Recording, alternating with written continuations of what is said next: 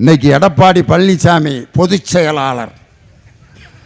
ஐயோ ஐயோ, நமக்கு வடிவேல் காமெடியெல்லாம் பார்க்க வேணும்னு அவசியமே இல்லை.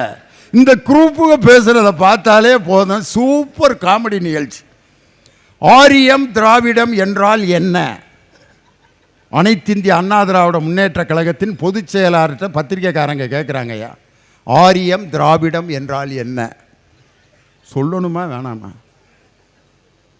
உங்கள் கட்சியிலே பேர் இருக்குல்ல, அனைத்திந்திய அண்ணா திராவிட முன்னேற்ற இருக்கா இல்லையா? திராவிடத்துக்கு விளக்கம் சொல்லணும்ல.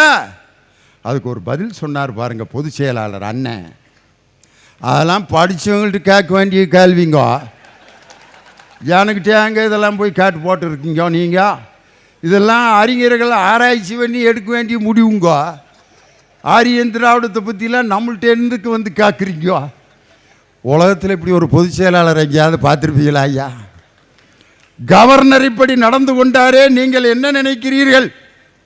ஒன்று கவர்னர் சரியாக நடந்து கொண்டார் சொல்லுங்க, அல்லது கவர்னர் நடந்தது தவறு சொல்லுங்க.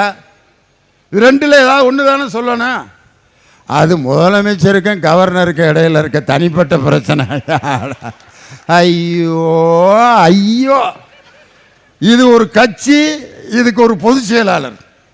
இதுகளை பார்த்தா எனக்கு என்ன ஞாபகம் வருதுன்னா, ஒருத்தன் கஷ்டப்பட்டு ஒரு பொண்ணை கல்யாணம் பண்ணிட்டு வந்தான் கிராமத்திலேருந்து. அது ரொம்ப வெக்கப்படுற பொண்ணு. அதை கட்டிட்டு வந்துட்டான். சாந்தி முகூர்த்தத்தில் பக்கத்தில் உட்காந்துருக்கு. அந்த பொண்ணை எப்படி பேசுறதுன்னு தெரில அவனுக்கு. இந்தா வேணும், இந்தடி வேணும், ஏன் கூப்பிட்டா இருக்குங்க? அப்புறம் கட்டிக்க வச்சாச்சு, அப்புறம் ஒன்றையே கூப்பிடாம யாரை கூப்பிட்றது?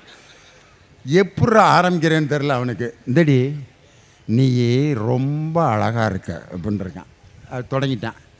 அதுக்கு அந்த பிள்ளை, போங்க நீங்கள் ஒரு பைத்தியம்.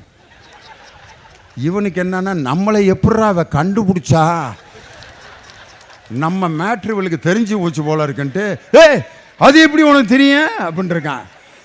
அது எப்படி எனக்கு தெரியும்னா, பைத்தியார் ஆஸ்பத்திரியில் நீங்கள் 6வது வார்டில் இருந்தீங்க, நான் 7வது வார்டில் இருந்தேன்.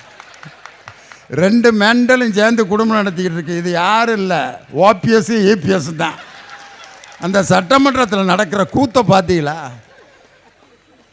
எதிரும் புதிருமா இருக்க 2 பேரும் பக்கத்தில் இருந்தா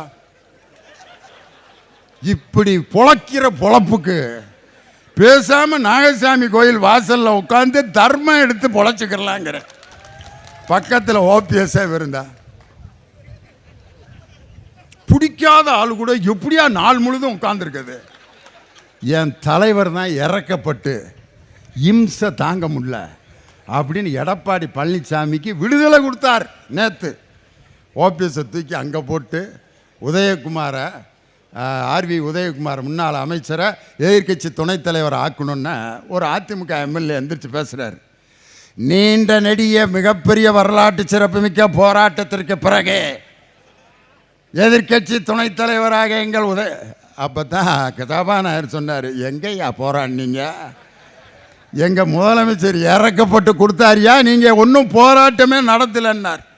அந்த கட்சி கிடக்கிற கிடருக்கு எங்கள் திண்டுக்கல்லில் இருக்கார் கட்சியினுடைய மூத்த தலைவர், திண்டுக்கல் சட்டமன்ற உறுப்பினர் திண்டுக்கல் சீனிவாசன்.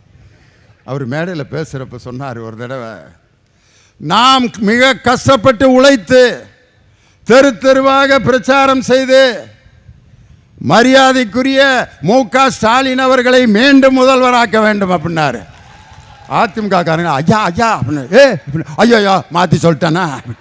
சொன்னது தான், பைபிளில் சொல்லியிருக்காங்கல்ல, சொன்னது தான். திரும்ப 2026 என் தளபதி தான் மீண்டும் முதலமைச்சராக பொறுப்பேற்பார். நாங்கள் சொல்ல அதிமுக காரங்களே வாய் தவறி சொன்னது.